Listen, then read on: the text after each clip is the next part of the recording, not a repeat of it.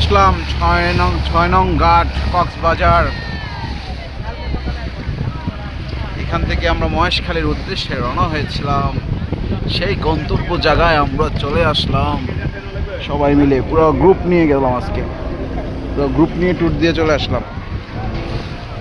10জন একটা গ্রুপ গেছিলাম আজকে মহেশখালীর উদ্দেশ্যে, সবাই ঘুরে চলে আসছি। আর যারা যারা যেতে চাও অবশ্যই কোনো ইনফরমেশন লাগলে কল করে বা মেসেজ করে আমাদের থেকে পরামর্শ নিয়ে আসবা, তাহলে এখানে অনেক বড় বড় ডাকাত থাকে, ওদের থেকে রক্ষা পাবে।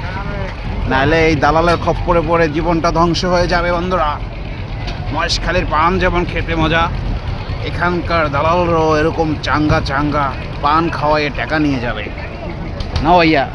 পান খাওয়াইয়া টাকা নিয়ে যাবে, বাস দিয়ে দিবে। পান না খাওয়াইয়ে কচু পাতা খাওয়াই দিবে। হ্যাঁ, পরে দিয়ে ঘুরতে ঘুরতে 3000 টাকা 5000 চলে যাবে, টাকা চলে যাবে। আনন্দ যখন বেদনায় পরিণত হবে। রুবেল ভাইয়ের মন বড়। রুবেল ভাই আজকে আমাদেরকে ডস দিয়েছে। এক বড় না দুই বড়, রুবেল ভাইয়ের মন বড়। রুবেল ভাই পান খাইছো নি? মহেশখালীর পানটা তো খাইলা না, গানটা কো। এই ও হেন কথা কইছে না যে তিন বড় না তিন বড় ডজার।